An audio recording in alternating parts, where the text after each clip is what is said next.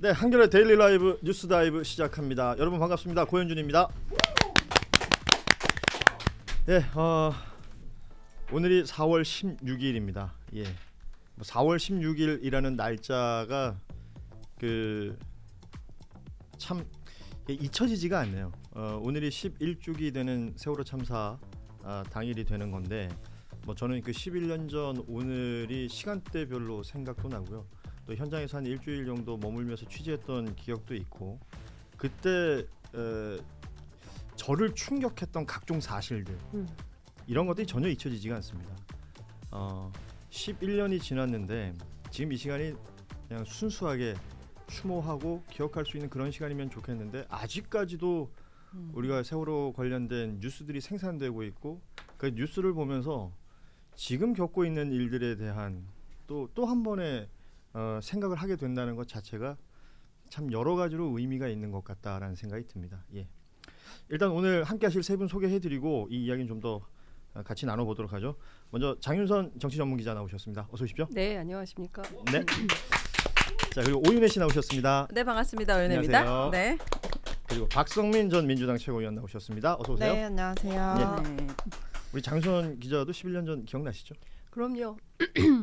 그날 그 아침에 국회에서 그 아침 회의를 하고 그리고 뉴스 살펴보는데 다들 그러니까 옛날에는 그 기자들, 그러니까 국회 본청 지하에 거기가 이제 1층인데 거기 기자실이 있었어요. 네. 근데 거기에 앉아 모든 그 각 부스의 기자들이 막 탄성과 탄식과 그 똑같은 MBC 전원 구조 모범을 보고 다행이다. 아하. 이렇게 하고 다 각자 보고하고, 그리고 저는 그날 이제 회사에서 회의가 있어가지고 회사로 들어갔다가 나오는데 이제 쏟아져 나온 그죠, 뉴스들이 쏟아져 있었죠. 나오고, 그리고 저도 이제 팽목에 가서 취재를 했는데 저는 정말 잊을 수 없는 장면이, 그러니까 저쪽에서 배가 이렇게 통통통통 오는 거예요. 네. 그러면은 그 흰 천에 쌓인 예. 아이가 옵니다. 그러면 아유 엄마들이 그럼요. 네, 한쪽에 신발도 안 신고 한쪽은 운동화를 꺾어 신고, 그리고 그때부터는 정말 그 울음소리는 어디에도 말을 할 수가 없어요. 그래서 이제 아마 이제 기억하기로는 그때 세월호 취재했던 많은 사회부 기자들이 트라우마 치료도 받고 그랬을 많죠. 겁니다. 각사에서 이제 그랬던 것처럼 정말 뼈에 각인돼 있는 세월호 참사고, 그리고 또 이태원 참사가 그러니까요. 예, 네. 10월에. 그러니까 왜 보수 정권이 들어서면 이렇게 대형 사회적 참사가 터지는가? 이거는 저는 사실은 인재라는 생각을 계속 예. 할 수밖에 없습니다. 그러니까 국민을 대하는 태도, 그리고 어쨌든 정부를 운영하는 방법, 이런 것에서 상당히 심각한 문제가 있다. 정말 우리가 다시 한번 생각해봐야 되는 상황 아닌가 싶습니다. 세월호 참사가 유독 가슴이 아팠던 것은 당연히 구할 수 있는 거 아니야? 구할 수 있는 상황이었잖아요. 파도가 셌던 것도 아니고. 예. 근데 그 대통령 한 명만 자리를 비웠는데 모든 프로토콜이 망가지면서 눈앞에서 엄청나게 많은 그 아이들이 잃을 수밖에 없었던 그거를 전 국민들이 봤기 때문에, 구할 수 있었는데 못 구했기 때문에 이게 더 가슴 아프게 남아있는 것 같습니다. 사실 그 이후에 들여다 봤더니 뭐 이렇게까지 엉망진창인가 그러니까요. 라는 생각을 할 수밖에 없었던 것이고, 304명 그중에 아직도 5분은 가족들 곁에 오지 못하고 있습니다. 그렇군요. 그러니까 우리가 지나온 시간을 돌아봤을 때 그 안에서 교훈을 얻지 못한다면 결국 그 아픈 시간을 다시 맞이할 수밖에 없다라는 생각이 드는데, 세월호 11주기를 즈음해서 어제 그 앞서도 유엔 씨가 얘기하셨지만 그 당시 박근혜 전 대통령의 그 뭐 이른바 7시간의 비밀, 네. 예, 이 이야기에 대한 대통령 기록물 정보 공개를 어제 세월호 유가족들이 청구를 하셨습니다. 이게 지금의 상황하고 좀 맞물리는 것이 대통령 그 관저에 네. 혹은 대통령실에 있는 대통령 기록물 지정을 두고 대통령 기록관실에 뭐 임명을 누구를 해가지고 지정 기록물을 하면 30년이 봉인된다, 이 이야기가 이 기시감이 생긴단 말이에요. 그렇죠. 우리가 지금도 세월호 기록을 제대로 못 보고 있다는 거, 이게 내란의 기록을 우리가 또 한 10년 지나고 나서도 못 보고 있어서 이런 일이 또 발생할 수가 있는 거거든요. 그렇죠. 네. 이 부분에 있어서의 어떤 교훈이 있지 않나라는 생각을 해보고요. 사실 뭐 11년이 지난 오늘 또 이 세월호 이야기를 하는 게 서글픕니다만 지금 이 시간에도 뭐 안산 같은 경우에는 기억식이 진행되고 있고 전국 곳곳에서 추모의 마음을 모으고 있습니다. 유족들의 위로를 보냄과 동시에 우리가 잊지 않고 있다, 기억하고 있다라는 이야기를 꼭 전해드리고 싶습니다. 네. 자, 뉴스다이브 오늘 준비된 뉴스들 하나하나 짚어보도록 하죠. 뭐 여러 이슈들이 있습니다만 일단은 6월 3일 대선이 이제 48일 앞으로 다가왔고요.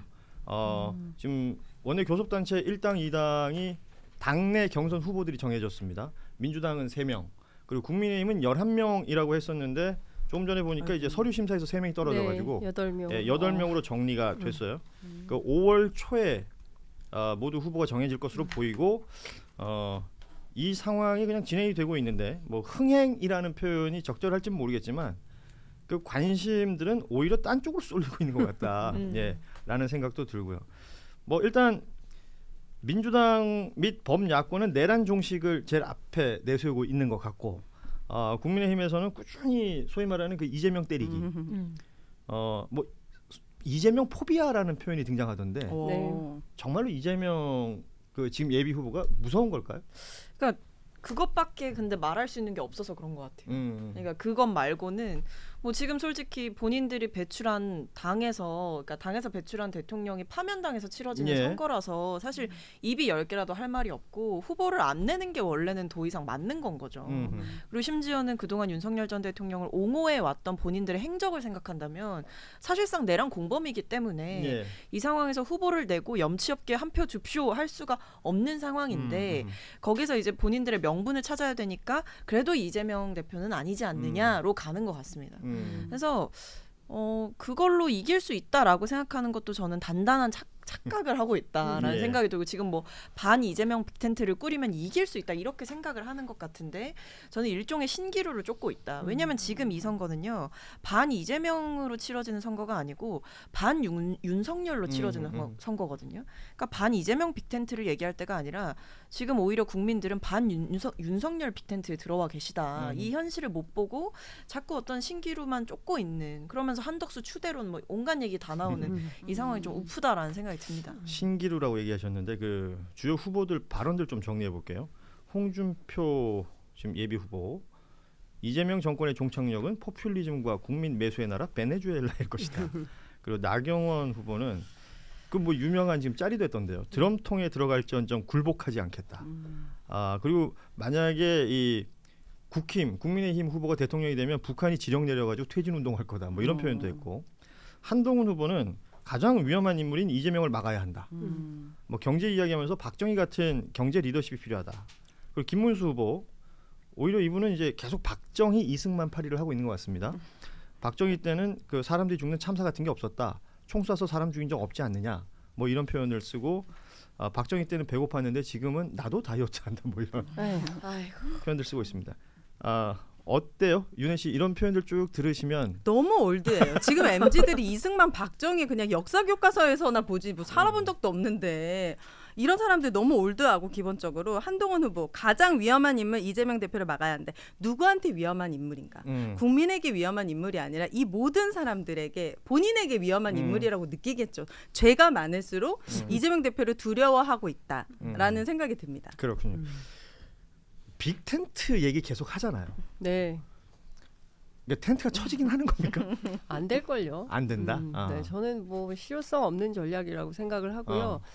그 제일 어려울 때 빅텐트를 치죠. 야, 힘 없으니까 싹 다 모여봐. 모이자. 네. 그런데 단결이 돼야 말이죠. 왜냐하면 다 동상이몽이거든요. 이 예. 사람들이 제각각 다 꾸는 꿈이 달라요. 그리고 더 큰 문제는 의심이 많아요. 그래서 신뢰하지 않는 사람들끼리 텐트를 친든 뭐 바로 찢어지죠. 바로 아니, 찢어진다고 봐야 되고 그리고 저는 사실 뭐 우리 언론도 그렇고 뭐 반명 빅텐트 얘기를 하는데 그 이재명 포비아보다는 자기들이 그 내세울 게 없는 것 플러스 그리고 생각은 딴 데가 있기 때문에 그런 소리를 하는 거다. 근데 대선은 제가 보기에는 포기한 것 같고요. 당권 그리고 내년 지방선거 결국에는 자신들이 가지고 있는 이 음. 기득권을 계속 쥐고 가야 그래야 뭐라도 할 수 있으니까 그것 때문에 이렇게 주장을 하는 것이고 그냥 한심한 거죠 핵심은. 왜냐하면 이재명 대표를 미워하거나 싫어하거나 그리고 또 그 적극적으로 그렇게 여론을 형성했던 보수 언론과 예. 협잡을 해가지고 극우 세력에 기대어서 뭐 그 콩할 만한 권력이라도 누려보겠다 이런 건데 평범한 시민의 눈높이에서 보면 세상 한심하게 이렇게 한심한 인간들이 또 있으리야 싶은 생각이 좀 드는 겁니다. 아, 참. 아까 우리 저 오윤혜 씨가 올드하다라고 얘기를 하셨는데 네. 글쎄요 이게 뭔가 참신함이 전혀 느껴지지 않습니다. 그리고 뭐 어떤 캠페인을 앞으로 어떻게 펼칠지 모르겠지만 국민의힘 경선 자체에 지금 뭐 MBTI며 뭐 눈치 게임에 뭐 등장하고 있는 게 저 어느 대학교 동아리 같은 데서 이제 MT 가면 하는 게임들 아니냐. 네. 아 근데 다 좀 옛날 거던데. 나 대학 다니까. 예. 아 미안합니다. 예. 아무튼 이런 평가를 받고 있다 보니까 지금 장 기자님 얘기한 것처럼 대통령이 될 의지가 있나? 이 생각이 먼저 드는 거예요. 네. 그러면서 실제 노림수는 당권이거나 뭐 그 다음에 있을 지방선거거나 뭐 이런 거라는 얘기를 하게 되는 이 상황을 아니 다 떠나서 드럼통에 들어가는 거잖아요 지금. 예. 그 말이나 이게 됩니까? 왜 들어가는 거예요 드럼통에? 아니 그러니까 저는 뭐 왜 영화 하고 많은데 드럼통에 들어가서 예. 이걸 뭐 또 아니 그걸 또 당근에서 샀다는 거예요. 아, 당근에서. 드럼통으로 그러니까 참 뭐 표현을 드럼통으로 주유하시려고 하는 거 이분이 주유로 되게 유명하시죠. 주유로 하루로 유명하죠. 하루에 5번도 주유. 관련 주유할 때는. SNS가 굉장히 활성화되고 맞아요. 있습니다. 깜짝 놀랐어요. 뭘 타고 다니길래? 자, 드럼통을 타고 다녀서 그런가? 네? 예, 아니 이렇게 조롱의 대상이 된다는 게 그러니까요. 본인들에게도 전혀 득이 안 될 것 같은데 아니 말이죠. 근데 그거를 조롱이라고 생각 안 하고 야 떴다. 화제가 된다. 화제가 됐다. 아. 이거 봐 드럼 사람들이 나한테 관심 갖는다. 그렇죠. 드럼통에 들어가니까 이렇게 인터넷 신문에 내 기사가 많이 나오네 이런 생각을 하는 거죠. 그러니 그리고 얼마나 주변에서, 수준이 낮은 겁니까? 주변에서 아마 그렇게 얘기할 거예요. 왜 그런 일을 했어라고 이제 얘기를 얘기하는 하는 게 아니라 어허. 만나면 그 뭐 잘 봤어. 잘 봤어. 아. 재밌던데라고 이제 인사를 건네는 광경을 실제로 제가 몇 번 목격을 했거든요. 오. 최근에 제가 방송 가서 몇 번 마주쳐가지고 예. 굉장히 흐뭇해하시면서 지나가시더라고요. 흐뭇해요? 네, 뭐 그런. 예. 야 오늘 썸네일 나오네요. 나경원 흐뭇해. 예. 드럼통을 붙여주세요. 그렇죠. 드럼통 나경원 선생 흐뭇하다. 예. 나경원 후보가 지금 5선이잖아요. 네. 근데 그녀의 정치 역정에서 키워드 몇 개 뽑으라면 드럼통하고 빠루가 두 올라와요. 가지. 그렇죠. 네. 예. 그러니까 이 현상을 본인이 음. 만족하는 거 아닙니까? 참. 근데 그 당은 그런 사람들이 많아요. 음. 김영선 의원도 5선인데 그분 딱 생각하면 수조물. 수조 이거 아. 예. 예, 예. 7번. 예. 이게 딱 생각이 나는 거죠. 아. 근데 정치를 정말 저열하게 만드는 핵심 장본인들이고요.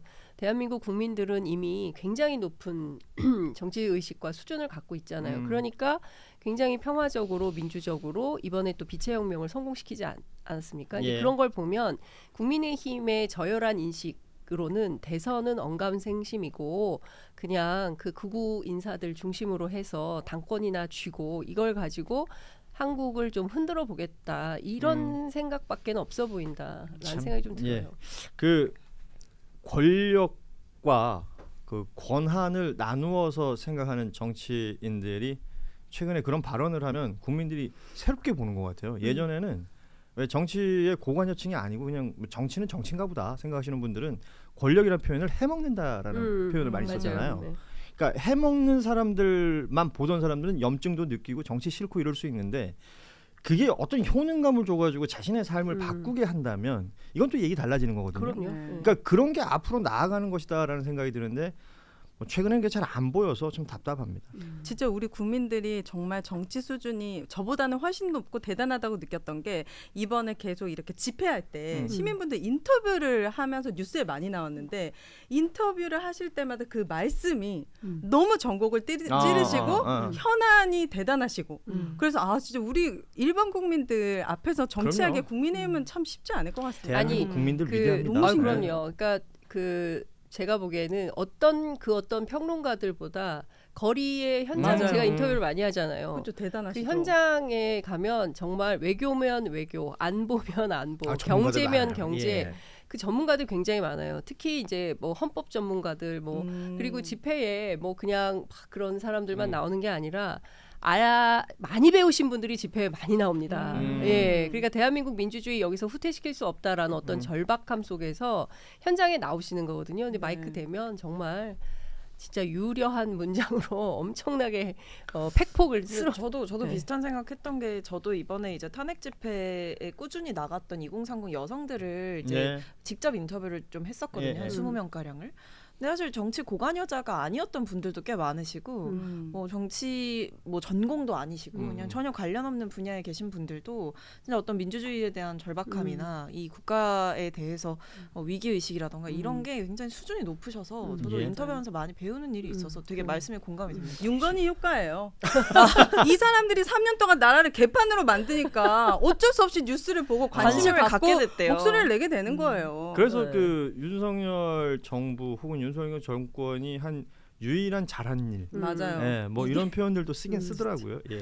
아니 나 그 계엄 터진 날 잊혀지지 않는 한 그 장면? 청년이 있어요. 근데 한번 다시 만나보고 싶은데 그날 정말 많은 시민들이 그 오밤중에 그 국회대로를 가득 채웠는데 그랬죠. 예. 19살 그러니까 대학에 입학한 어허. 학생이에요. 네. 절 붙들고 제가요 술이 됐어. 그래서 약간 혀가 꼬였어. 제가요 지금 홍대에서 술 마시다 왔거든요. 근데 이건 아니지 않나요? 그러면서 막 얘기를 하는데 너무 똑똑한 거예요. 근데 19살이어서 제가 빨리 집에 가라고 엄마 걱정하니까. 계엄 터졌는데 딸이 안 들어오면 너무 걱정되잖아요. 그래서 엄마 걱정하니까 빨리 집에 가라 했더니 아니 자기는 여기 남아 있겠다고 했던 그 친구가 너무 기억이 나는데 그런 겁니다. 예. 19 청년부터 정말 70 넘으신 어르신들까지 전부 광장에 나와서 민주주의를 외친 결과 그런데 또 한편에서는 여전히 드럼통에 들어가고 이러고 있으니 얼마나 답답합니까? 그러니까 이게 개개입니다. 대비되는 것 같아요. 예, 그런 의미에서 지금 저희 댓글창에도 보니까 저하고 박성민 전 최고가 20살 차이 난다. 그래요? 이런 댓글을 왜 올립니까? 아 사실입니까? 뭐 노 코멘트. 됐습니다.